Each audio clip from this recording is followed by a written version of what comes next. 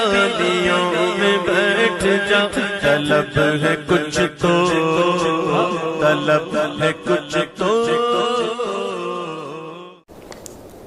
एक रोज बाबा साहब बगीचे में आराम फरमा रहे थे। काफी लोग आपकी खिदमत में हाजिर थे। तो क्या देखते हैं, एक तरफ से काला सांप निकला और आदमियों पर हमलावर हुआ। बाबा साहब ने सांप की तरफ देखा और डांटा कि तू आदमियों को डराता है। फिर बाबा साहब ने उंगली उठाकर सांप की तरफ इशारा किया। जिस तरफ आप इशारा करते सांप उधर चला गया। आपका एक खादिम था चंद्रसेन, जो कि बहुत ही नामी सुनार था। उसकी लड़की काबिले शादी हो गई थी। इस बात की फिक्र रहती थी सुनार को और उसकी बेगम को कि लड़की की शादी करवानी है। फिर एक दिन बेगम ने फरमाया कि आप बाबा साहब की खिदमत में जाओ और अर्ज करो कि बाबा साहब हम परेशान हाल है, हमारी मदद फरमाइए।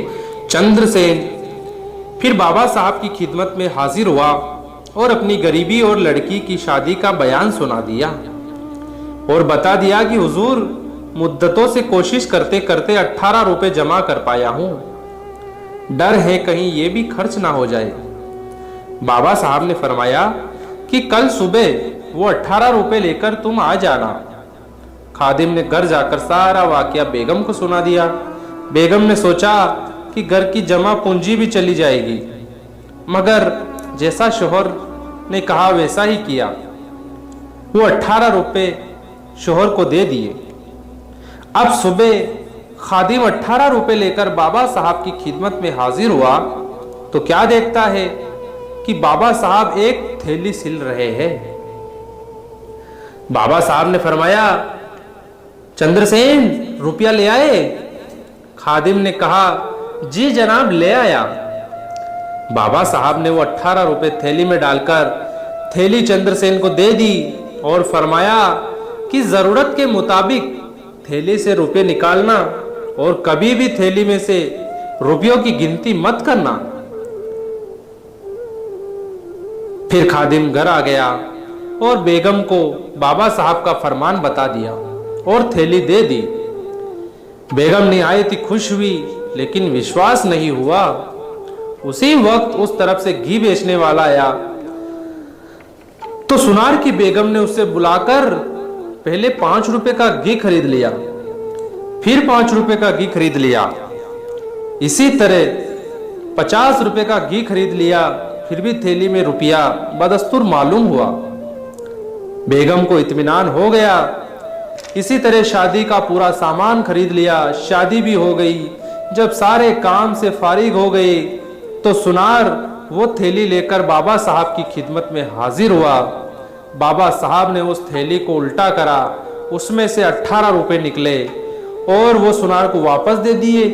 बाबा साहब ने थैली को आग में जला दिया। सुभान अल्लाह। बाबा साहब की कयामगाह पर 2 मुसलमान कुछ दिन ठहरने के लिए आए हुए थे। आपस में बाबा साहब के बारे में बातें कर रहे थे कि फकीर तो बड़ा अच्छा है, लेकिन मुसलमान है या नहीं। बाबा साहब ने इनकी बातें सुन ली और फरमाया कि तुमको इख्तियार है, हमको फकीर समझो या ना समझो, मगर हमारे मुसलमान होने के मुताल्लिक शुबा ना जानो और हमारे मुसलमान होने पर कोई शक ना करो। दोनों मुसलमानों ने कहा कि अगर मुसलमान हो तो कलमा पढ़ो बाबा साहब। बाबा साहब ने बुलंद आवाज में पढ़ा, ला इलाहा इल्लल्लाह मुहम्मदुर रसूलुल्लाह। उस वक्त बाबा साहब और वो दोनों हुक्का पी रहे थे।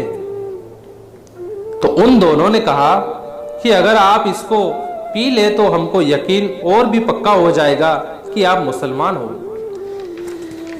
फिर बाबा साहब ने इरशाद फरमाया कि रसूल खुदा सल्लल्लाहु ताला अलैहि वसल्लम ने अबू लहब अपने चाचा की निस्बत आखिरी वक्त तक कोशिश करी कि सिर्फ एक मर्तबा कलमा अपनी जुबान से अदा कर ले, मगर अबू लहब ने कलमा नहीं पढ़ा अब मैंने तुमको यकीन दिलाने के वास्ते कलमा पढ़ा, लेकिन तुमको यकीन नहीं हो रहा है।